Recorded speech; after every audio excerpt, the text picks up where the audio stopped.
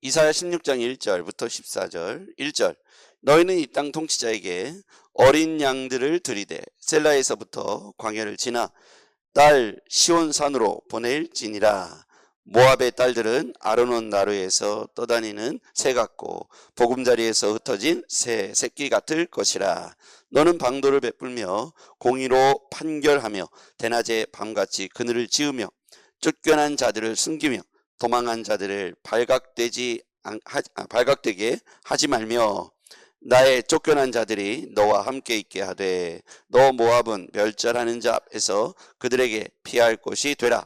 되져 도색하는 자가 망하였고 멸절하는 자가 그쳤고 압자는 자가 이 땅에서 멸절하였을 때 다윗의 장막에 인자함으로 왕위가 굳게 설 것이요 그 위에 앉을 자는 충실함으로 판결하며 정의를 구하며 공의를 신속히 행하리라.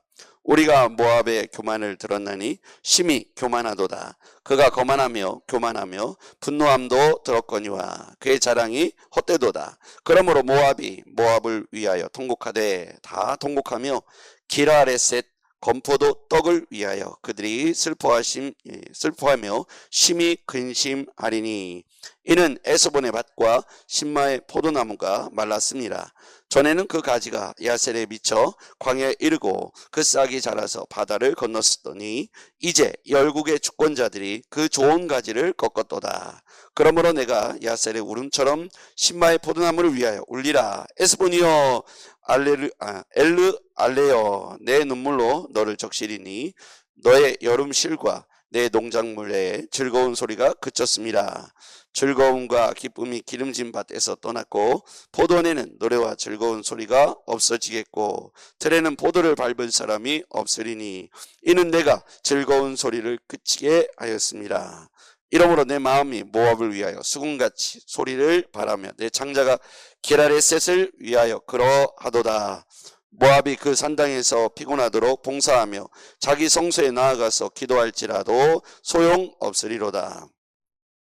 이는 여호와께서 오래전부터 모압을 들어 하신 말씀이거니와 이제 여호와께서 말씀하여 이르시되 품꾼의 정한 해와 같이 3년 내에 모압의 영화와 그 큰 무리가 능욕을 당할지라. 그 남은 수가 심히 적어 보잘것없이 되리라 하시도다. 아멘. 할렐루야. 저는요 우리 교인들이 다 방언서 받고 또 기도의 문이 열리고 또 주님 앞에 기도의 체험들을 날마다 가져가며 우리가 100일 동행 기록하듯이 매일매일 주님과 동행하는 훈련들을 통해서 신앙이 이만큼 자라났으면 좋겠습니다. 그래서 아침 기도회가 한 50명쯤 모였으면 좋겠는데 그러려면 지금 몇 명이 더 와야 되는 거예요. 기회 줄 때 빨리빨리들 와야 되는데 저는 이 교회가 기도하는 교회가 되어야 한다고 생각합니다. 제가 어느 날 어느 교회를 우연히 평일날 낮에 갔는데 음악 소리가 켜있는데 한 7, 8, 10명 정도의 간절히 기도하는 사람들이 소리가 나더라고요. 가보니까 정말 10명 정도가 낮에 그 예배당에서 간절히 기도하고 있더라고요. 특별한 시간이 아닌데 그렇게 시간이 되는 대로 교회 와서 기도하는 사람들이 그 교회에 있는 거예요. 굉장한 인상적이었어요. 여러분, 하나님이 우리를 바라보실 때 어떻게 보실까요?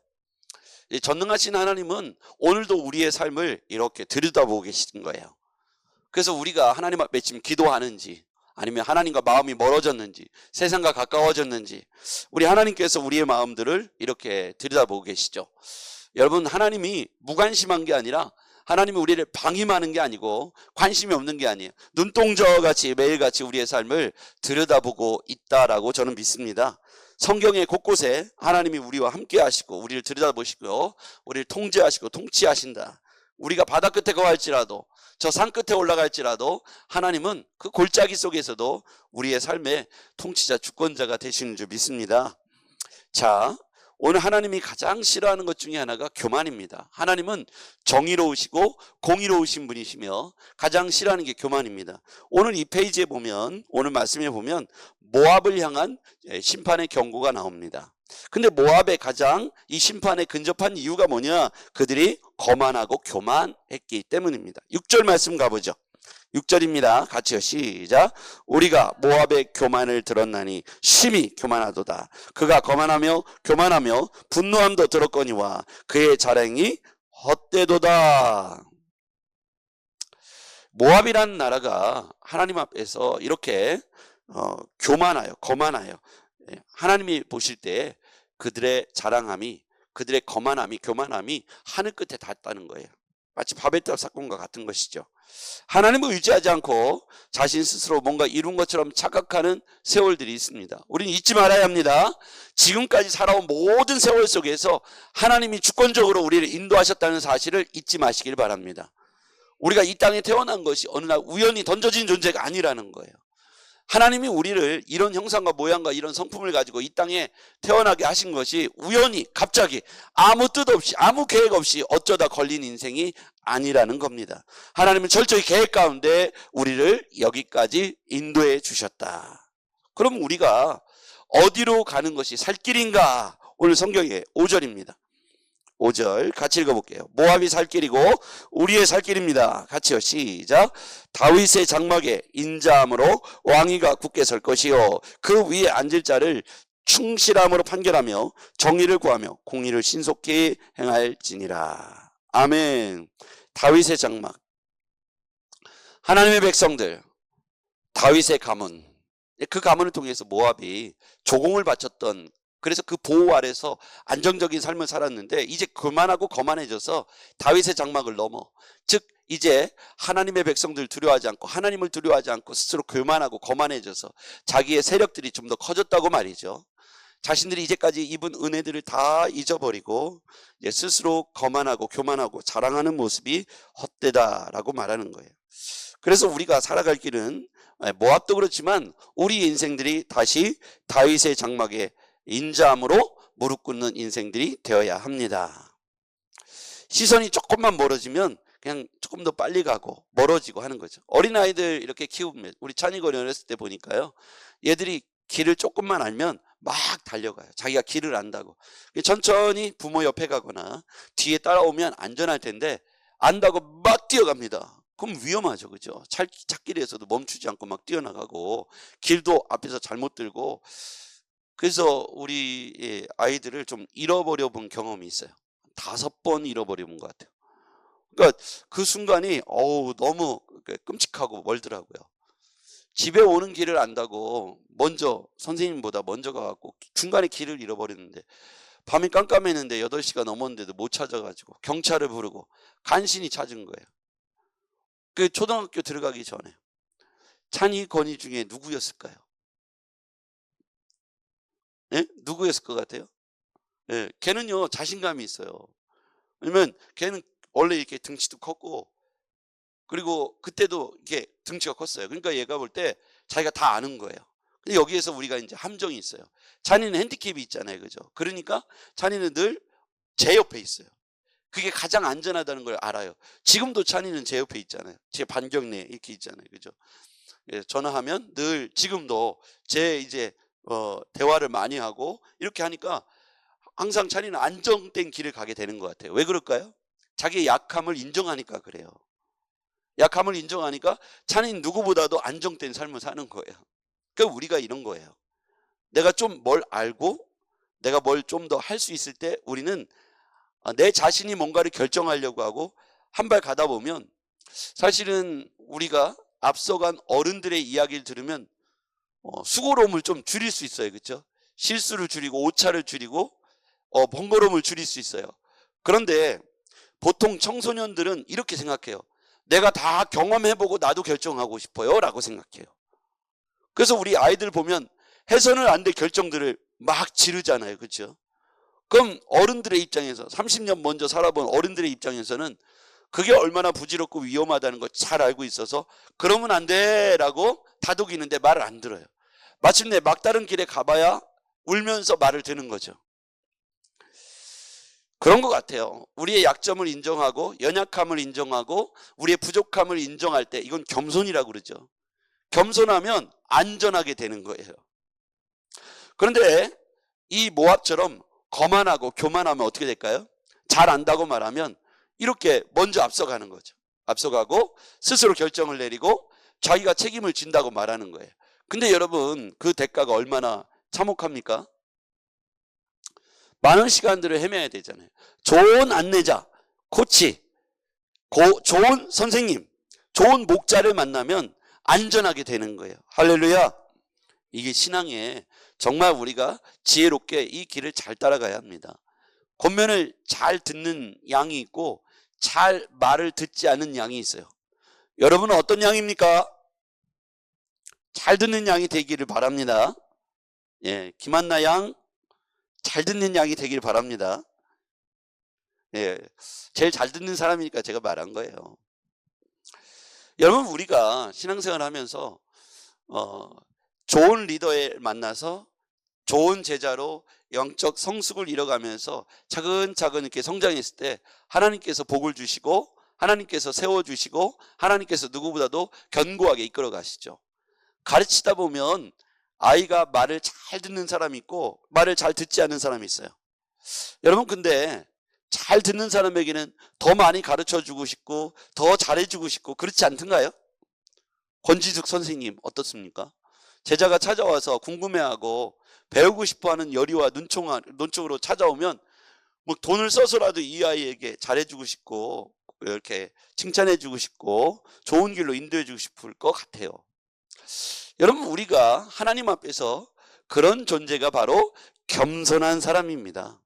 하나님은 공의로우시고 정의로우셔서 우리가 하나님 앞에 정의로우신 하나님, 공의로우신 하나님, 즉 의의 하나님 앞에서 의로운 결정을 했을 때 때로는 손해가 날 수 있잖아요. 의의 결정을 하는 게 어려운 건 뭐냐면 때때로 손해보는 것 같고 좀 더 내가 뒤에 늦어지는 것 같은, 번거로운 것 같고 돌아가는 것 같은 그럴 때가 있어요. 불의한 방법이 지름길처럼 보여지고 빨리 되는 것 같고 성공하는 것처럼 보여져서 우리가 그렇게 손해보는 것 같아서 돌아가는 것 같아서 우리도 직선거리를 선택할 때가 있다는 거예요. 근데 그 손해본 만큼 하나님께서 100배로 채워주시겠다고 말씀해 주셨습니다. 이게 은혜입니다. 그러므로 하나님 앞에서 거만하거나 교만한 인생이 아니라 하나님 앞에 겸손한 인생이 되었으면 좋겠습니다. 오늘 성경에 보니까 이 모압에 관한 심판에 대해 있어서 정한 시간이 있다는 거예요. 자, 14절 읽어볼게요. 시작. 이제 여호와께서 말씀하여 이르시되 품꾼의 정한 해와 같이 3년 내에 모압의 영화와 그 큰 무리가 능욕을 당할지라. 품꾼의 정한 해와 같이 3년 내에 모압의 영화와 그 큰 무리가 능욕을 당할지라. 3년이라고 하는 정한 시간이 있다는 거예요. 그 3년 안에 하나님의 말씀하실 때 순종하고 낮아지고 겸손했다면 이 모압은 어떻게 될까요? 하나님께서 다시 기회를 주시겠죠. 이와 같이 정한 때가 있다는 거예요. 우리가 하나님 앞에서 이런 인생들이라는 사실을 기억했으면 좋겠습니다. 자, 말씀을 정리해 보겠습니다. 우리가 돌아가 살아갈 곳은 다윗의 장막입니다. 다시 하나님의 날개 아래로 들어갈 때 그곳이 가장 안전한 것입니다. 그렇게 할 때 우리가 연약하고 부족하고 나약한 존재라는 사실을 인정해야 합니다. 우리는 깨어지기 쉬운 질그릇과 같은 존재라는 사실이에요. 그래서 우리 스스로가 교만하고 거만하면 결국 모압의 족속과 같이 하나님 앞에서 그와 같이 되는 것이죠. 교만한 존재가 되는 것이고 결국 버림받고 심판의 대상이 되는 거예요. 그런데 하나님께서 긍휼을 베푸셔서 3년이라고 하는 정한 시간을 주셨습니다. 그 안에 이사야 선지자의 경고의 말씀을 듣고 회개하고 돌아온다면 하나님은 다시 이 민족, 이 모압을 살리시고 기회를 주시겠죠. 그러므로 여러분, 다시 오늘 우리가 하나님 앞에서 겸손하고 생사화복을 결정하신 하나님 앞에서 무엇이 우리를 이끌어 가시는지 다윗의 장막이라는 사실을 잊지 마시기를 바랍니다. 자, 이제 우리는 8월 한 달을 또 기대감으로 살아가야 합니다. 소망 중에 살아가야 합니다. 여러분 기대되지 않습니까? 하나님이 여러분도 앞서 행하시고 준비하신 게 뭔지, 그 선물 보따리가 뭔지 기대되지 않습니까? 하나님이 우리의 삶을 통해서 뭘 또 준비하실지 한 해 한 해, 한 주 한 주, 또 하루하루 하나님이 주실 것들을 기대하시기를 바랍니다. 예, 제가 이렇게 살면서 뭔가를 누군가에게 선물을 준비하고 또 이렇게 할 때 받을 사람은 별 생각 없는데 준비하는 사람이 너무너무 행복해질 수 있어요. 그렇지 않던가요? 누굴 생각하면서 사랑하는 사람을 위해서, 좋아하는 사람을 위해서 선물을 준비할 때 굉장히 행복하잖아요. 하나님은 우리 가운데 그런 기대와 소망이 있으시다는 거예요. 아무 기대와 소망이 없는 사람들은 그 선물에 대한 기대감도 없겠죠. 하나님은 우리에게 선물 보따리를 준비했어요. 첫 번째 선물 보따리는 구원이 있고 영생입니다. 그걸 우리가 받았잖아요. 두 번째, 세 번째, 네 번째 계속해서 하나님이 선물 보따리가 흘러질 거예요. 8월 한 달 기대하시면서 소망 가운데 승리하기를 주의 이름으로 축복합니다. 기도하겠습니다. 전능하신 아버지 하나님 감사합니다. 8월 한 달 또 기대됩니다. 하나님 기도하면서 선물 보따리를 맛보게 하여 주시옵소서. 기도하면서 하나님의 은혜 때를 보게 하여 주시옵소서. 아버지 하나님 받은 바 은혜를 잃어버리지 않게 하시고 하나님 더 열망하면서 기도할 수 있는 기도꾼들이 되게 하여 주옵소서. 아침 기도에 굿모닝 세븐에 더 많은 분들이 나와서 아버지 하나님 뜨겁고 힘든 이 계절에 기도하면서 영성으로 이겨내게 하여 주시옵소서. 휴가 기간을 보내고 있는 사랑하는 성도들에게 하나님 은혜를 주셔서 더위에 지치지 않고 온전한 마음의 쉼과 육체의 쉼과 그리고 무엇보다 하나님 다시 한번 하나님을 향한 열망과 은혜들을 경험하고 다시 기도의 자리에서 만나도록 건강과 은혜로 안전하게 지켜 주시옵소서. 예수님의 이름으로 기도했습니다. 아멘.